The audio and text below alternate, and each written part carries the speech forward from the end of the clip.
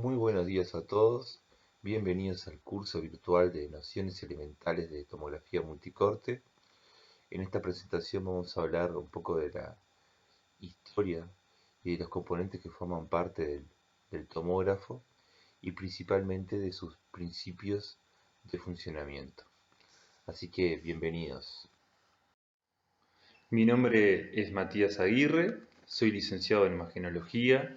Hoy en día me encuentro siendo ayudante en el módulo práctico de técnicas radiológicas y en la parte de especializada 2 en el módulo de tomografía computada, en la carrera de imagenología, en la Universidad de la República, en la parte pública, UDELAR, bueno, de Montevideo.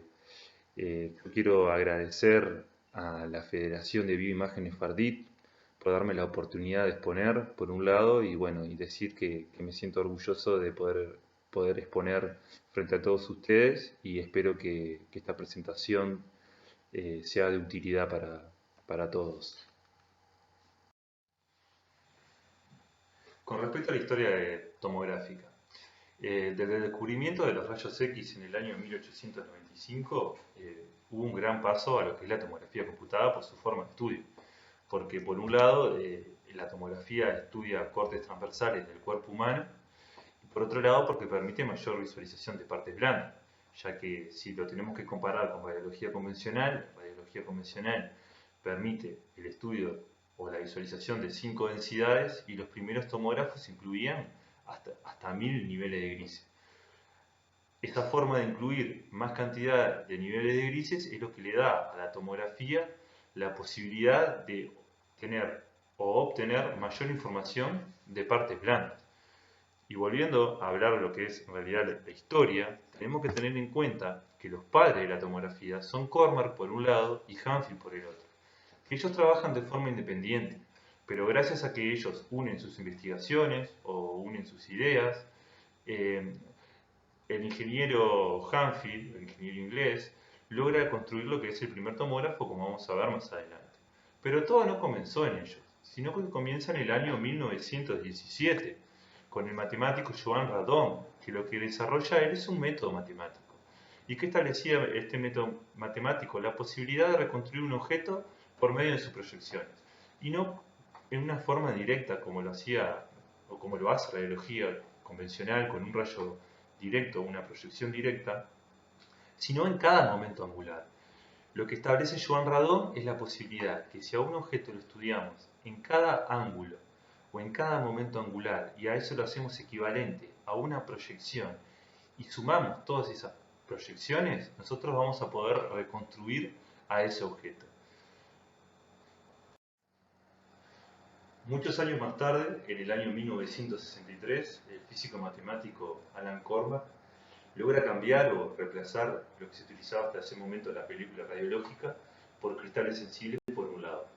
Y por otro, gracias allá al trabajo realizado por Joan Radon y los progresos informáticos que había hasta ese momento, él logra medir lo que son pequeñas diferencias de densidades en una estructura plana y propone lo que es la primera reconstrucción por computadora para la tomografía y por lo tanto nace lo que es hasta ahora la llamada tomografía computada. En 1967 la compañía EMI, que ya era conocida por la industria discográfica, por el grupo Beatles, abre una sección de investigación médica que es dirigida o encabezada por Hanfield, que es un ingeniero inglés, y él logra investigar sobre el reconocimiento de imágenes por un lado y técnicas de almacenamiento de datos en la computadora. Él lo que investiga es en medir la transmisión de los rayos X a través de un cuerpo, o sea, desde el modelo de Joan Radon, él lo toma, aquel que podía reconstruir un objeto gracias a las proyecciones en todas las direcciones, y así para obtener lo que es la información sobre lo que constituía a ese cuerpo. Y principalmente lo que él logra medir es el valor medio de absorción de cada elemento al ser atravesado por un haz de rayos X que se basa en lo que es el principio básico de la tomografía computada. Y además detecta que cuando los rayos X interactúan con un cristal, emiten luz. En el año 1972 se construye el primer tomógrafo, como lo pueden ver a su mano derecha, la imagen derecha. eh, es el escáner EMI, como se llamó en ese momento, en el cual se instala en el hospital Atkinson Morley. Y bueno, gracias a lo que es la medición del valor medio de cada elemento al ser atravesado por rayos X, que fue lo que planteó Hanfield, y a la teoría de reconstrucción por computadora de Cormack, se logra construir este primer tomógrafo que en primera instancia tuvo el estudio de cortes cerebrales, como ustedes pueden observar en la imagen izquierda, que se está preparando previamente para hacer un estudio tomográfico de esa época. Y finalizando con lo que es la primera instancia de lo que es la historia, ¿no?, de la tomografía, nos remitimos al año 1969, cuando ambos investigadores reciben el Premio Nobel de Fisiología y Medicina de la mano del rey de Suecia. A su izquierda ustedes pueden visualizar a Hanfield recibiendo el premio y a su derecha a Cormack. Y este premio Nobel tuvo datos curiosos. ¿Tá? El primer dato curioso es que ninguno de los dos, ni Cormack ni Hanfield, se conocían personalmente hasta la entrega de este premio. El segundo dato curioso que encontramos es que el premio todavía no había sido entregado a dos profesionales que no eran médicos, como en este caso. Y el tercer dato curioso es que, como ya habíamos mencionado anteriormente, que EMI no solamente trabajaba sobre la investigación médica, sino que también estaba trabajando sobre lo que era la industria discográfica y representaba el grupo Beatles, y gracias a los ingresos económicos que generó los Beatles, a la compañía EMI, fueron los que lograron el investigar sobre la tomografía y la construcción del primer tomógrafo. Hoy en día los tomógrafos los vamos a poder encontrar de esta forma, muy distintos al primer tomógrafo. Obviamente tienen la misma idea, que la camilla está conectada al gantry, pero a medida que se ha evolucionado la tecnología, han sufrido cambios estos tomógrafos y bueno, los podemos a veces diferenciar por modelos o por diseño, dependiendo del fabricante, pero básicamente todos tienen esta forma. Hasta la posibilidad tienen algunos de contar con una pantalla en el gantry, y otros no, y bueno, y tienen muchas más funciones que vamos a ir viendo. El concepto de la tomografía computada se define como lo que es el método de diagnóstico por imágenes que detecta los coeficientes de atenuación en los detectores, que básicamente es la información que traen los rayos X al atravesar el cuerpo humano en diferentes ángulos de incidencia, para proyectarlos en un monitor o visualizarlos en un monitor y obviamente previamente que haya un procesamiento en la computadora. Desde la actualidad a los primeros equipos, lo que ha variado gracias al desarrollo tecnológico es el procesamiento y el análisis de las imágenes, de una forma casi instantánea, ya que los primeros tomógrafos demoraban mucho más de lo que lo hacen hoy en día en la actualidad.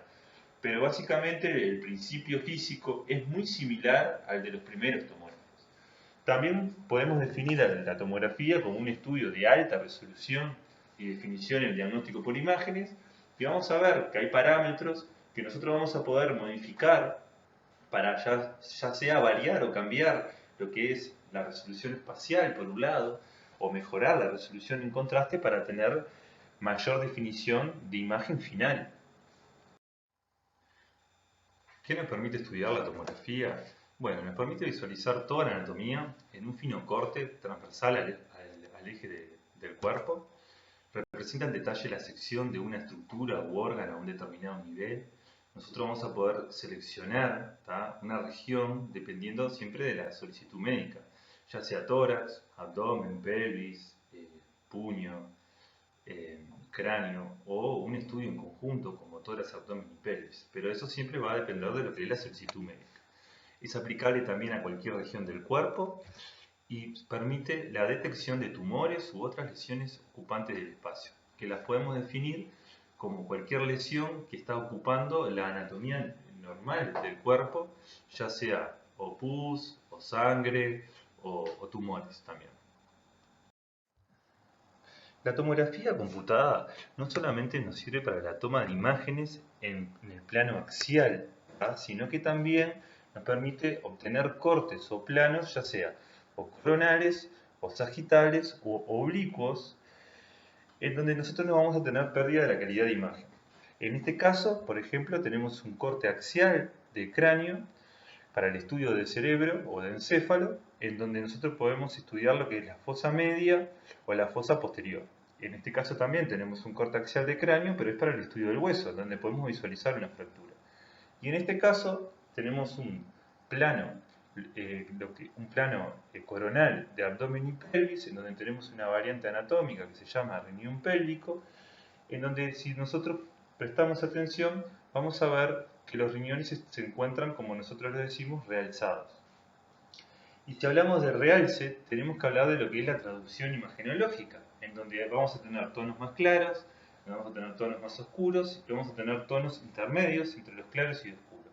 Todo lo que son los tonos claros en la tomografía, ya sea el ejemplo, en este caso desde plano coronal, de la columna vertebral o el hueso ilíaco, se va a denominar hiperdenso, porque es más claro, como es el caso, por ejemplo, de la corteza renal, ya que tiene medio de contraste, se le inyectó medio de contraste y se ve más realzado, más claro, más hiperdenso la corteza renal que la médula renal, que está entre un tono claro y oscuro, por lo tanto se le denomina isodenso. Y otro ejemplo de isodenso tenemos al músculo, en este corte, al músculo psoas-ilíaco. Por ejemplo, en este corte axial de abdomen, nosotros también tenemos lo que es la administración de medio de contraste, pero no por vía venosa, sino por vía oral, donde nosotros podemos traducir imagenológicamente zonas más claras o hiperdensas por el realce del medio de contraste para el estudio de las diferentes estructuras que existen en el estómago. Y por ejemplo, esta estructura, que es la burbuja gástrica, la vamos a observar, ya que está formada de aire, más hipodensa o más oscura que las demás estructuras circundantes. Y no solamente nos permite lo que yo ya les dije, sino también con el avance tecnológico nos permite realizar estudios vasculares, como este caso de esta angio de aorta en corte sagital, que nos permite visualizar la aorta más hiperdensa, ya que realza porque se le administró medio de contraste. Otro ejemplo de hiperdenso tenemos la columna vertebral. El principio físico consiste en el giro de 360 grados del tubo de rayos X y de la bandeja de detectores de forma simultánea o de forma continua, permitiendo la obtención de lo que son imágenes transversales o imágenes axiales al cuerpo humano. En un principio el haz del tubo de rayos X, más bien en los equipos que utilizaban solamente el modo secuencial, era en forma de abanico. Hoy en día los tomógrafos multicorte utilizan haz cónico, ya que permite mayor cobertura. La emisión y detección se da al mismo tiempo, o sea, una vez que los fotones salen del tubo de rayos X y atraviesan al paciente, son detectados por esa bandeja de detectores. Básicamente, cuando se está dando ese giro de 360 grados, se van obteniendo lo que son los perfiles de atenuación, o sea que es una recolección de señales que posteriormente van a ser convertida esa energía electromagnética, o sea los rayos X, a señales digitales por un sistema electrónico que se llama DAS o sistema de adquisición de datos, y para poder transmitirlas a lo que es el procesador del ordenador o de la computadora del tomógrafo. El principio de funcionamiento consiste en la transformación de energía, ¿tá?, para la formación de lo que son las imágenes axiales, como lo dijimos anteriormente. Todo comienza con el giro del tubo de rayos X y la bandeja de detectores de forma simultánea y continua de 360 grados a través del eje Z del paciente. Pero si vamos bien al principio, tenemos que irnos dentro de lo que es el tubo de rayos X, que está contenido dentro de una cápsula de vidrio, por un lado el cátodo y por otro lado el ánodo. El cátodo, que contiene el filamento, una vez que este filamento es calentado, desprende un flujo de electrones que es enviado hacia el blanco del ánodo. Y una vez que ese flujo de electrones interactúa o impacta con el blanco del ánodo, hay una conversión de un 99% a energía calórica o calor y un 1% a energía electromagnética o rayos X, que van a ser parte de nuestro haz de tomografía. Este haz de energía electromagnética que está formado de rayos X van a interactuar, ¿sí?, en la rebanada o en el corte que fue seleccionado con los tejidos del cuerpo. De tal manera que se van a generar dos tipos de efectos que ya son conocidos. Por un lado vamos a tener lo que es el efecto fotoeléctrico, que es aquel que nosotros utilizamos para tener imágenes de buena calidad, y por otro lado el efecto Compton, aquel también lo podemos llamar radiación dispersa, y queremos disminuir siempre al máximo para obtener imágenes de mejor contraste. Una vez que los rayos X interactuaron con los tejidos del cuerpo, obviamente van a seguir hacia la bandeja de detectores, pero en menor cantidad. Y una vez que llegan a los detectores, tenemos que parar para diferenciar que los detectores van a cumplir dos funciones principales. Por un lado, el medir algo que es importantísimo dentro de la tomografía, que son los perfiles de atenuación, que eso lo vamos a ver en breve. Y por otro lado, va a lograr convertir los detectores a la energía electromagnética o rayos X que fueron remanentes de este tejido en señal eléctrica. Y lo puede hacer de dos maneras distintas. Por un lado de captura y detección directa se llama, y por otro lado de captura y detección indirecta. ¿Y qué va a depender de qué captura y detección tengan? Va a depender del tipo de detector que forme ese tomógrafo. Los de cámara de ionización de gas, que son los de captura y detección directa, no tienen un paso intermedio. Entonces lo que hacen es, captan los rayos X que llegan a ellos y los convierten en señal eléctrica porque dentro de ellos hay un dispositivo, están formados por un dispositivo electrónico, ya que están formados por dos electrones. Por un diferencial de potencial, al llegar los rayos X, generan señal eléctrica. Esto por un lado.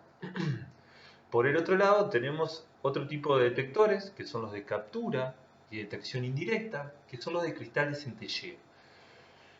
Los cuales, cuando llegan los rayos X a los cristales estos de centelleo, van a generar fotones de luz, siendo este el paso intermedio y por los que se le determina de captura y detección indirecta. Para luego que esos fotones de luz que fueron emitidos por los cristales lleguen a un dispositivo electrónico que se encuentra acoplado por detrás de ellos, que se llaman fotodiodos, que no solamente amplifican a esta señal o fotones de luz, sino que los convierten en señal eléctrica. Una vez que los detectores convirtieron la señal analógica o rayos X en señal eléctrica, son enviados a otro dispositivo electrónico diferente que se encuentra por detrás de esta banana de detectores, que se llama el Sistema de Adquisición de Datos o DAS. El DAS, por su hardware y software, lo que permite a través de tres pasos, que se llama el muestreo, la cuantificación y la codificación, es la transformación de señal eléctrica a señal digital a través del código binario, o sea, a través de 1 y 0, a través de octetos, para luego enviar esta señal digital al procesador de la PC. Pero bueno, paremos acá un segundo. Cuando el sistema de adquisición de datos convierte la señal eléctrica convierte la señal eléctrica en señal digital y la envía al procesador de la PC, en este momento está pasando la primer paso para la formación de la imagen, que se llama la adquisición de datos. En este momento está terminando la adquisición de datos. Para empezar una fase que es distinta a la adquisición de datos, que se llama procesamiento de datos, pero obviamente es dependiente de la otra. Porque una vez que el DAS envía la señal digital al procesador de la PC, este se encarga de procesar esta señal de tal manera que utiliza lo que se llaman los algoritmos. ¿Y qué son los algoritmos? Los algoritmos son los encargados de resolver las matemáticas tomográficas para poder lograr la formación de la imagen final. Los algoritmos van a depender de cada empresa. Cada empresa tiene diferentes algoritmos que procesan a estos datos, a estas señales digitales, para luego convertirlas nuevamente en señales eléctricas y enviarlas a la backlight, que es un dispositivo que se encuentra por detrás de los monitores, ya sea monitores LCD o monitores LED, para así finalmente obtener la imagen final. Repasemos raya. Entonces, ¿en qué consiste el principio del funcionamiento? Bueno, sí, consiste en lo que es la transformación de la energía por un lado. Pero por otro lado, podemos discriminarla de esta manera. Cuando el sistema de adquisición de datos, ¿sí?, recolecta todas las señales eléctricas y las genera por un muestreo, una cuantificación y una codificación, lo que se está formando no es solamente la finalización de la adquisición de datos, sino que se está formando lo que es la primera matriz de datos, la primera matriz de el tomógrafo. Es una matriz de datos que el procesador o el ordenador se encarga de procesar esta matriz de datos para formar otra matriz distinta que existe en el tomógrafo, que se llama la matriz de la imagen, y poder nosotros visualizarla en el monitor. O sea, pasemos raya, tenemos dos matrices distintas, ¿sí? Tenemos una matriz de datos, tenemos una matriz de imagen final, tenemos un paso que se llama adquisición de datos y otro paso que se llama procesamiento de datos para finalmente generar lo que es la formación de imagen final. El proceso de adquisición de datos se obtiene por el correcto funcionamiento del generador de alta tensión, el tubo de rayos X, los detectores, el sistema de adquisición de datos, los colimadores y por todos los elementos mecánicos que lo integran. Bueno, básicamente estos son los hardware o los dispositivos que participan en la adquisición de datos. Dentro de sus funciones, por ejemplo, en las funciones de los detectores, tenemos la transformación de los fotones a señal eléctrica por un lado, que ya habíamos hablado, y por otro lado la medición, ya sea de la atenuación de intensidad de la radiación que llegan a ellos, o sea, lo que mide es el perfil de atenuación. ¿Y en qué consiste en esto? Los detectores pueden medir la intensidad o la cantidad de fotones por un lado, la penetrabilidad, o sea, con la energía que llegan esos fotones, y también miden lo que son los factores del sujeto. Por lo tanto, van a traer esos fotones, los detectores van a medir la densidad de masa, el número atómico y el espesor del paciente. Para, después obviamente que sean convertidos en señales eléctricas, toda esa información poder ser enviada al sistema de adquisición de datos y a través de tres pasos, como es el muestreo, la cuantificación y la codificación, convertirlas en datos digitales. ¿Y cómo lo realiza eso? O sea, una vez que llegan las señales eléctricas al sistema de adquisición de datos, lo que hace es subdividir estas señales eléctricas en píxeles, o sea, en una matriz de adquisición, empieza lo que se llama el relleno de la matriz de adquisición, subdividiendo esta señal eléctrica para generarle no solo la cantidad que tenga de señal eléctrica cada píxel, sino determinándole un valor numérico en bits, que es la capacidad que tiene este sistema de adquisición dándole un valor numérico en bits a cada píxel para después poder codificar la señal a digital. ¿Y qué significa que dentro de la cuantificación le demos un valor numérico de bits a cada píxel? Lo que va a determinar es la profundidad del bit, o sea, va a determinar la cantidad de niveles de grises que va a tener ese píxel. Por lo tanto, lo que estamos determinando es el rango dinámico de cada píxel de nuestra matriz de adquisición para luego poder codificarla a través de 1 y 0, a través del código binario en octetos, para, una vez finalizado este proceso, estos tres procesos, poder enviar la información de la matriz de adquisición al procesador de la computadora. El proceso de reconstrucción de datos comienza una vez que se adquieren todos los datos y son enviados al ordenador, o sea, a la CPU. El procesador de la PC lo que realiza lo que se llama es el cálculo matricial por los algoritmos de transformación de la imagen, que va a depender de los software que tenga cada equipo. Lo que va a consistir es en resolver lo que se llama el problema inverso o las matemáticas tomográficas, que para un mismo problema va a tener muchas soluciones y va a tomar una solución en ese proceso de datos y va a obtener, digamos, lo que es la construcción de la imagen final. Es un proceso distinto pero dependiente de la adquisición de datos, hay que tener en cuenta, y se forma la imagen a través de la utilización de estos algoritmos que pueden ser o por el método analítico e iterativo.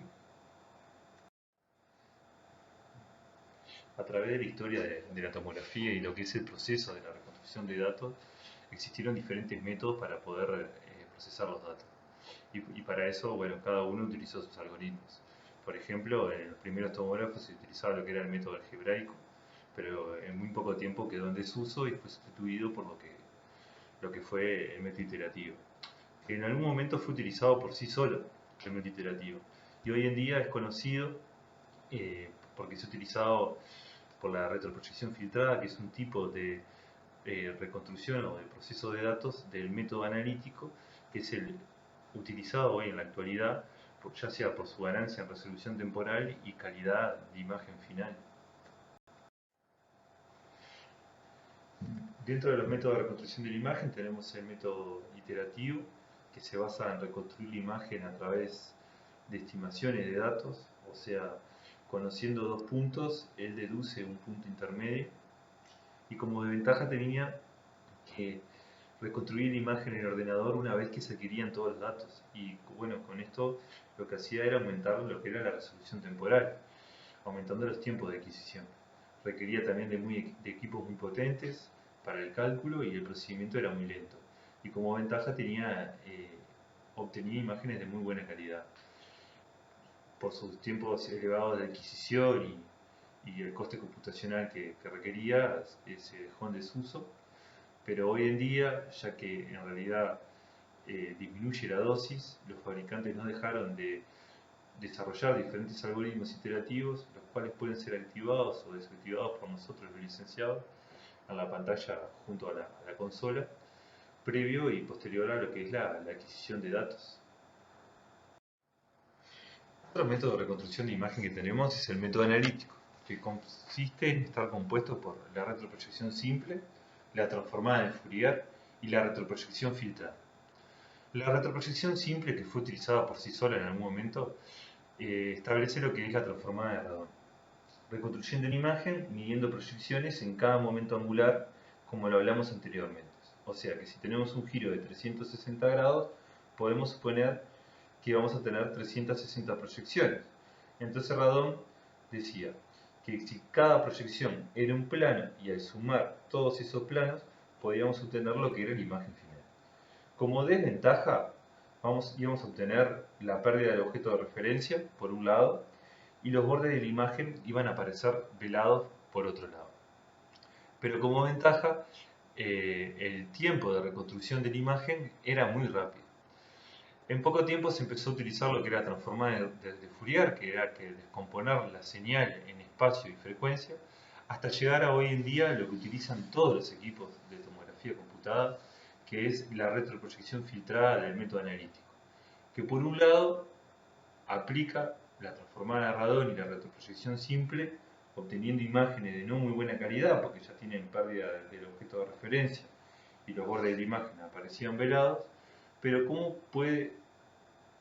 es lo que hace este método con sus algoritmos para poder mejorar la imagen? Bueno, utiliza lo que es la transformada simple inversa de Fourier. ¿De qué manera? Aplica filtros y algoritmos, está descomponiendo la señal, la onda de la señal, desde la frecuencia, ¿tá? Aplicándole, si nosotros sabemos que en el plano de Fourier,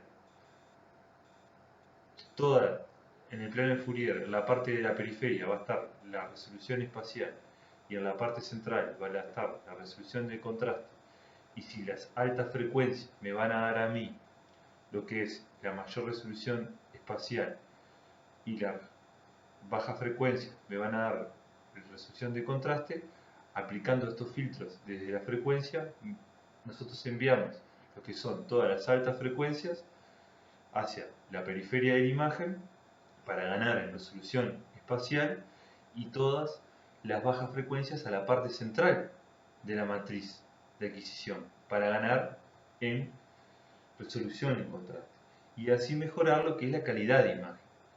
Pero a la vez no solamente aplica filtros a través de algoritmos en el dominio de la frecuencia, sino que también lo hace en el dominio del espacio, ¿sí? Son filtros que nosotros podemos seleccionar antes y después de la adquisición para resaltar estructuras. O sea, en primera instancia mejoramos la imagen que se utilizaba en la retroproyección simple aplicando la descomposición de la señal en la frecuencia para mejorar la resolución espacial de esa imagen y la resolución en contraste. Pero a la vez podemos mejorar aún más la resolución de contraste aplicando estos filtros desde el dominio del espacio. Y estos filtros pueden ser suaves, que reducen los contrastes abruptos de la imagen, pueden ser duros, para resaltar los contrastes, que son los contrarios al suave, pueden ser de contornos o bordes, que detectan zonas de variación en la imagen, y pueden ser de elimina ruido, que suprime aquellos píxeles cuyo nivel de intensidad es muy diferente al de su vecino. Pero la retroproyección simple, hoy en día, la retroproyección filtrada hoy en día no se utiliza por sí sola, sino que también se utiliza con el método iterativo, ya que el método iterativo por la introducción de ruido y el posterior suavizado de la imagen genera lo que es la disminución de la dosis. Entonces hoy en día, por la retroproyección filtrada y el método iterativo, podemos obtener imagen con tiempo de adquisición, con tiempo de reconstrucción de la imagen muy cortos, con reducción de dosis y con muy buena calidad de imagen final. Y así terminamos con lo que son los métodos de reconstrucción de la imagen y la formación de la imagen y los principios de funcionamiento de la imagen. Los sistemas que forman un tomógrafo o los componentes. Tenemos el sistema de generación de rayos X y dentro de ellos tenemos lo que es el generador de alta tensión, que es un generador que tiene una limitación trifásica o de alta frecuencia que permite lo que es el giro del rotor y el giro del ánodo a mayor velocidad, y es una de las diferencias que tiene este generador con los generadores de radiología convencional por un lado. Después tenemos un tubo de rayos X que está provisto de un sistema de refrigeración por circulación de aceite o agua que no permite el calentamiento del tubo, que también es una de las diferencias que tiene con el tubo de rayos X de los tomógrafos con radiología convencional. Está provisto de un rotor y ánodos giratorios de alta velocidad gracias a ese generador de alta tensión que los hace girar a mayor velocidad, y también permite un punto focal, o tiene un punto focal más pequeño, que es lo que permite también uno de sus, digamos, elementos para generar mayor resolución espacial. Dentro del circuito de control del sistema de generación de rayos tenemos el control de corriente del tubo, el control de alta tensión aplicada al tubo, el control de corriente del filamento, el control de disparo del tubo, el control de arranque del ánodo también. Y por otro lado tenemos el sistema de detección, que está conformado por los detectores y el DAS. Los detectores, que pueden transformar los rayos X directamente en corriente eléctrica, como ya lo mencionamos, o convertirlos con un paso intermedio de los rayos X primero en energía luminosa y luego en energía eléctrica. Existiendo dos tipos: los de cristales de centelleo, que están conectados con un dispositivo electrónico por detrás que se llama fotodiodo, que permiten lo que es la transformación de los fotones de rayos X a energía luminosa para posteriormente ser convertidos a corriente eléctrica. Y después tenemos lo que son la cámara de ionización de gas, que está dividida por muchas celdas en donde se transforma la energía recibida en forma de fotón por una emisión de electrones y se encuentra sellado herméticamente por un gas xenón-critón de un número atómico elevado, teniendo menos eficiencia este tipo de detectores que los de centelleo. Y en estas imágenes, a mano izquierda podemos ver los de cámara de ionización de gas y a mano derecha los de cristales de centelleo. Y resumiendo lo que son el sistema de detección a nivel de los detectores, vamos a tener detectores que son de cristal de centelleo, ¿tá? Y detectores de ionización de gas. Por un lado, los centelladores pueden estar acompañados por su sistema electrónico, que pueden ser los antiguos, que eran utilizados por fotomultiplicadores, y los que son utilizados hoy en día por fotodiodos semiconductores, que lo que realizan es exhibir la luz que pasa por ellos y atraviesan la radiación ionizante por un lado, son los más utilizados por permitir alta densidad y estabilidad, y son enviados a un fotodiodo que van a generar un flujo de corriente de pequeña magnitud y amplificar y convertir, digamos, a esa luz en corriente eléctrica por un convertidor de corriente de tensión que está dentro de estos fotodiodos. Y por otro lado tenemos los detectores de ionización de gas, que como ya dijimos son los que convierten a la energía electromagnética en corriente eléctrica de forma directa, que por dentro de ellos tienen este dispositivo electrónico por estar formado por dos electrodos. Para terminar con lo que es el DAS, que realiza la compaginación de datos que transmite entre los detectores y la computadora, toma las señales análogas, o sea, toma de esas señales análogas que son convertidas a eléctricas, las cuantifica y los envía los resultados en forma de valores numéricos, en código binario, o sea, en objetos de unos y ceros, al ordenador de la computadora. Incluye lo que es la integración, la amplificación y la conversión análogo-digital. Y básicamente está formado porque es el tubo de rayos X, ¿no? El haz, tenemos la banana de los detectores y por detrás tenemos el sistema de adquisición de datos, que es el que se encarga de la conversión de la señal eléctrica a la señal digital.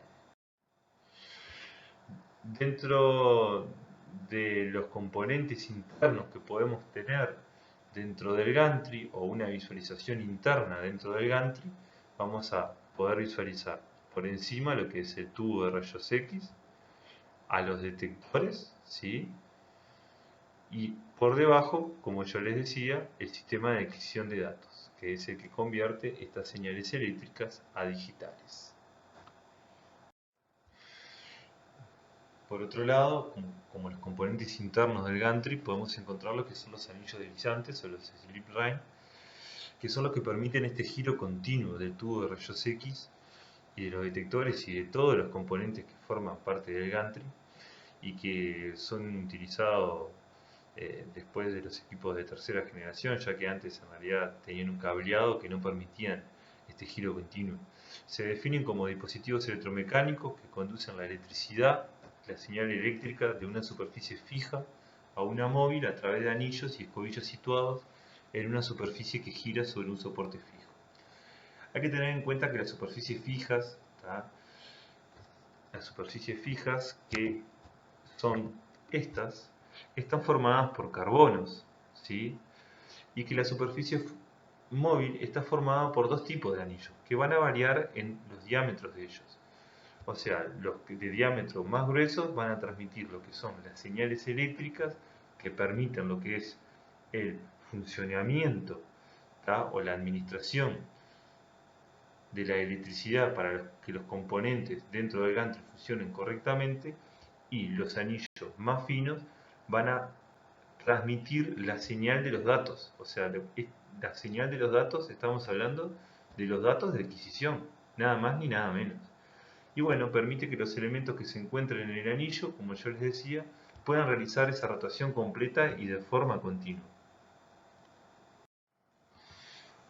Bueno, con respecto al colimador o los colimadores, son dos, ¿sí? Tenemos el colimador prepaciente, que está ubicado en la carcasa del tubo, que sirve para limitar lo que es el espesor de corte. Y después tenemos un colimador predetector, que está ubicado en el conjunto de detectores. Lo que hay que destacar de este colimador predetector es que no todos los tomógrafos cuentan con ellos, pero los que sí cuentan sirven para reducir lo que es la radiación dispersa que incide en el detector. Y bueno, como ven la imagen, cada vez que los colimadores prepaciente están más juntos, sirven para limitar lo que es el espesor de corte, y cuando están más separados, como es la imagen a la derecha, el espesor de corte es mayor.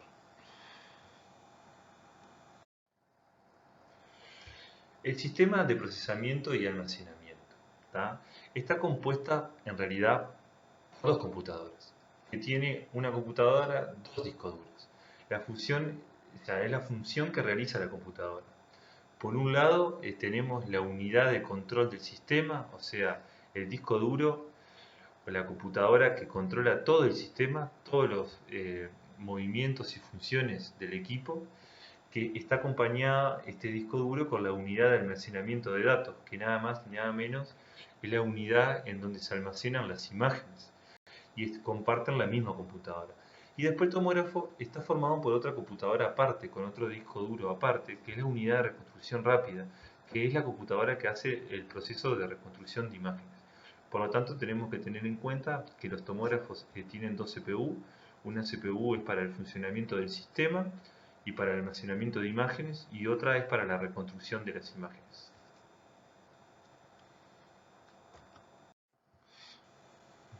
Bueno, como una de las últimas cosas de esta presentación, les traigo los diferentes modos de adquisición que tenemos dentro de la tomografía.